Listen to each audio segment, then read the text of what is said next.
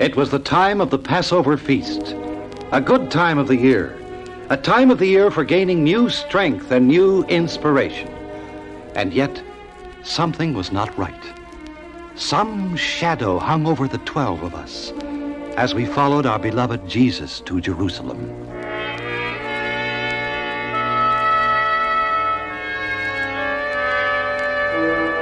The Passover feast comes in the spring. It is a Jewish festival that celebrates the freedom of the Jews from Egypt. People were arriving in Jerusalem, dressed in their holiday clothes and in a gay holiday mood. All the inns were full. Every home had visiting friends and relatives. People were even camped on the hills outside the city. As Jesus and his disciples moved nearer to Jerusalem, Peter, perhaps more than any of the others, began to feel the weight of Christ's solemnity. Not only was his heart heavy with some unspeakable doubt, but he was also afraid. John. Yes, Peter? Ever since we left Galilee, I felt some fear hanging over us. Don't you feel it? Well, it's true. Jesus seems sad, but... Don't you notice something strange about his actions? No, not really. I mean, nothing unusual. Why, are you suggesting he had a prophecy of some sort? Of danger waiting for us in Jerusalem? Perhaps. But I don't think it has to do so much with us as a group. I don't follow you, Peter. Remember what he said to us before we started out on this journey? There were so many things. You're not referring to the time we tried to stop the children from coming to him? Yes. But all he said was, "Let them come to me. The kingdom of God belongs to those who are like them." I don't see anything unusual about... But didn't you notice something strange when he said that to us? And his eyes were very bright. I felt a new, strong purpose in him. Yes. Yes, I felt it too, Peter. You're right. Something is strange. Something is hanging over us. Peter! John! It's your brother Andrew, Peter. Something's wrong. Peter! John, quickly! What is it, Andrew? Andrew, you look sick. You're pale and trembling. What is it? Oh, Peter, Jesus just spoke to us. You should have heard what he said. What could he have said that would make you feel this way? It was an answer he gave to a request by your mother, John. My mother? Yes. But what could she... It was a request in your behalf, John, and also your brother James. Well, tell me, what did my mother ask of Jesus? Oh, wait, here she comes now. Let her tell it to you herself. Mother, what's happened? Oh, John, I've done such an awful thing. I'm so sorry I did it now. Mother, what was it you asked of Jesus? I asked him to place you on his right hand and James on his left when the kingdom of God comes. Mother. Well, she was only thinking of you and your brother, John. Jesus understood. But to ask him to favor James and myself above our brothers... Oh, I realize that now, and I beg the forgiveness of you all. There was some grumbling from us when he heard the request, and that's when Jesus turned his anger on us. He was angry? Yes. He said, "Can't you understand what I've been trying to teach you? If you wish to be great, then stop thinking of ruling or commanding. Live to help others, to serve others, to give your life for others. That is the best I can offer you, the same fate that will come to me." He said that? The same fate that will come to me? Yes. Is that what you heard too, Mother? Yes, John, and more, too. What more, Mother? When I made my foolish request to him, he looked at me a moment and then said, "Will your sons be able to drink of my cup and be baptized with the baptism that I shall be baptized with?" What could he mean by that, Peter? Just a moment, Andrew. Mother, what did you reply? I said both of you could. And that's when he said this very strange thing. "We are going up to Jerusalem," he said, "and there the Son of Man will be delivered to the chief priests and the scribes. And Yes. What else did he say? he said that they will condemn him to death and then deliver him to the Gentiles." Peter, I'm afraid. You too, Andrew? You feel it too? There was another thing he said. I just don't understand it. Tell it to us, Andrew. Jesus said that they will mock him and spit upon him and scourge him and kill him, and after 3 days he will rise.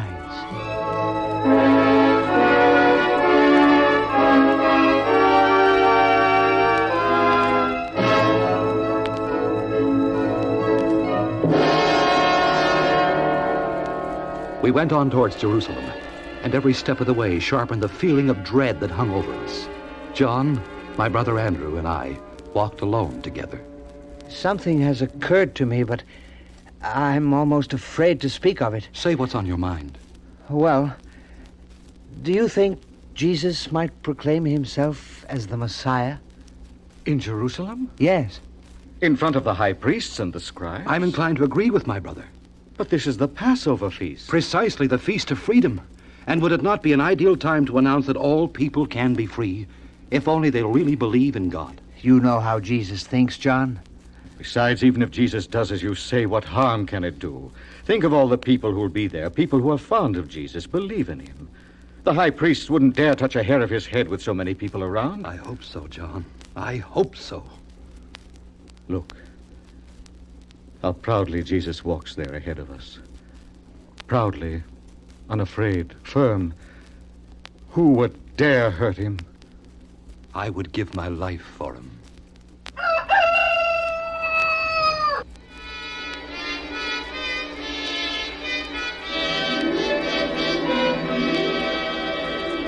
But even as we walked on towards Jerusalem, there was something taking place in the city.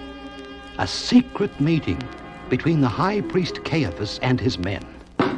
Why can't we stop him? Has this Jesus become our chief, that we shake and tremble at the very mention of his name? No, Caiaphas, but he is popular with the people. That's because we've allowed him to go too far. Too much freedom. What would you suggest? Well, it's true. If we try to touch him on the day of the feast, the people might riot. So we must arrest him before the day of the feast. There is another way. Well, what other way? I've been approached by someone who wants to speak with you. Who? I promised not to mention his name just yet, but I can say he is one of the 12. One of the apostles? Jesus' own disciples? Yes, Caiaphas. Get him here. Bring him to me. He will come to us, he said, in his own time. All right. I can wait. For such a treachery, I can certainly wait.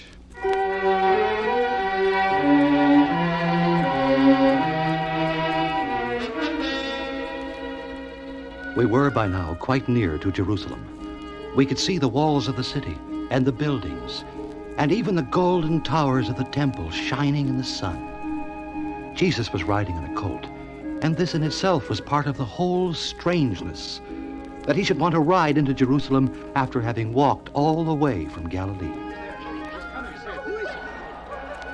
Word had already reached the people that Jesus of Nazareth was coming, and when he appeared before them, a great excitement arose. But Jesus, blessed is he who comes in the name of the Lord. People lined the way. They ran in front of Jesus as he rode on the colt. They threw their cloaks on the ground and cut palm branches and tossed them in Jesus' way. It was a truly glorious greeting.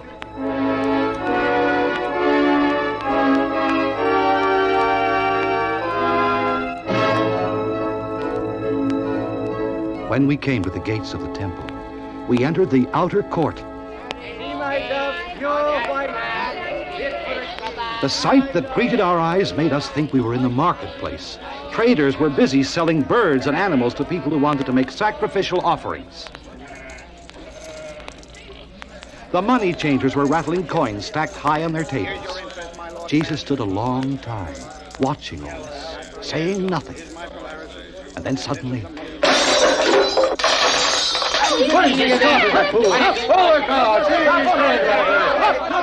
Jesus turned over the tables and money scattered all over as Jesus cried out to them, "How dare you carry on your business in the temple?" There was a complete silence. And then Jesus said, "My house is the house of prayer, and you have made it a den of thieves." He's saying What does he mean by that? Just a moment here. How dare you do such a thing? By whose authority do you do it? It was Caiaphas. He was trying to trick Jesus into making treasonous statements. But Jesus wasn't there to be fooled. Answer this question for me, Jesus said, and if you do, I will tell you what you want to know. All right. Ask your question. Jesus smiled as he said, was the baptism of John from heaven or of men? What kind of a question is that? Caiaphas was worried by this question. I could see that. Whichever way he answered, it would put him in bad with the people who were listening to every word. I cannot answer that question. And Jesus smiled again as he said, then neither will I tell you by what authority I do these things. Are you playing games with me, Jesus? If you are, answer this. Is it lawful for us to give taxes to Caesar? Immediately Jesus saw through this. If he answered no, it was a treasonable answer. If he answered yes, the people would hate him as much as they hated paying tribute to Caesar. Well, are you afraid to answer? Jesus said, whose image is on a penny? Caesar's, naturally. And then Jesus said, the coin belongs to Caesar. Give Caesar what belongs to him, but give to God what belongs to God.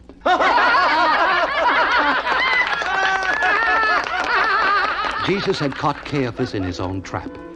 Money belongs to the world's rulers, but love and our first allegiance belong to God. This was what Jesus meant by his answer. Caiaphas saw that he was defeated and left in a great anger. And I felt a chill through my very bones.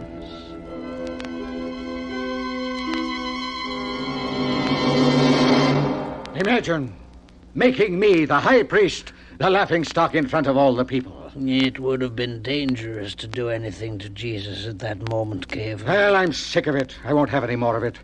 Jesus must be destroyed. He endangers our way of life. Now, where is this, Shh. That might be... Yes, it is he. So, you finally come. And what is your name? Judas Iscariot.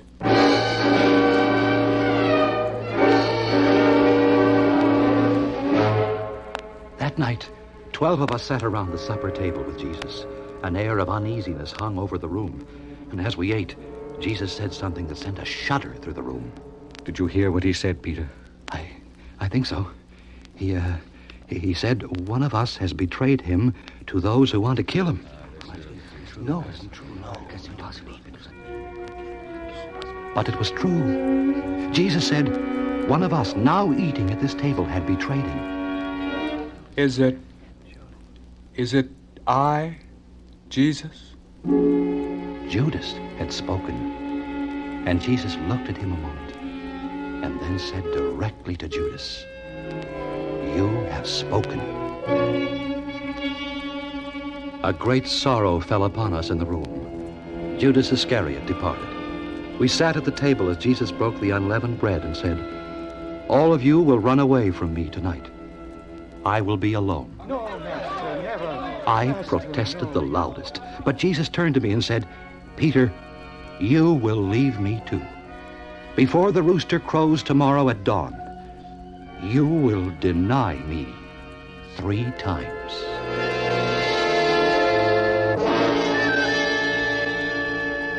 All right, soldier. You ready?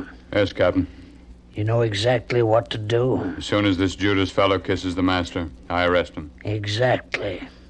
And make no mistake, it's important. There'll be no mistakes, Captain. Besides you, Caiaphas and this Judas person will be there. All right, then. Let's go.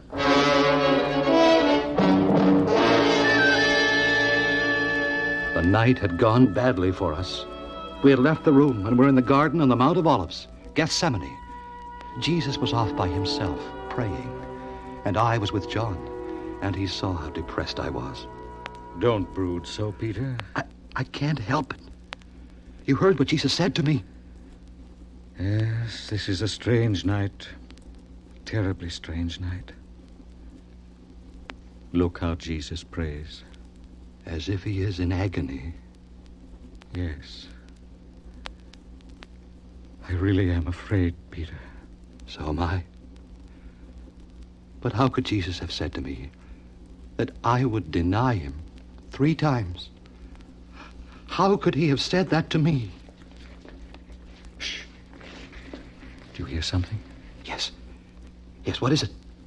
Look! Master! Master, I kiss the Master.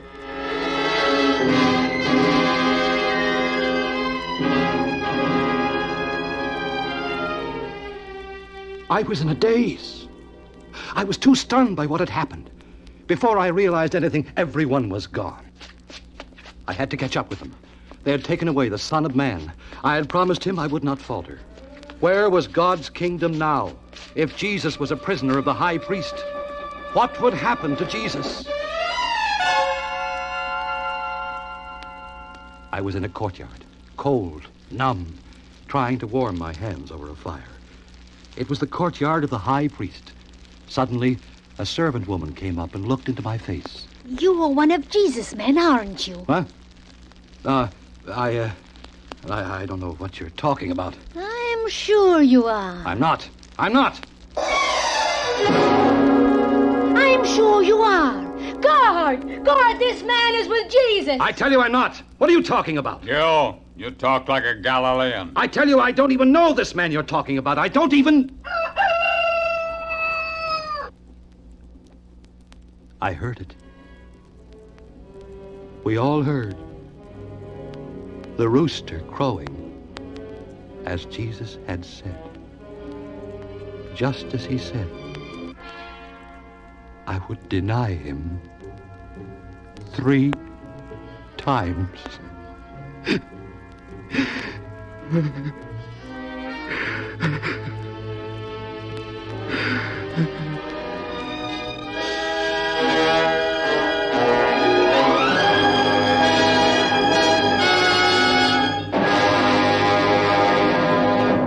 That is the story of the Last Supper of Jesus and his disciples. When next they ate together, Jesus had suffered at the hands of man and had been raised up by God from the dead. It marked the end of Jesus Christ's life on earth, but the beginning of his life forever after.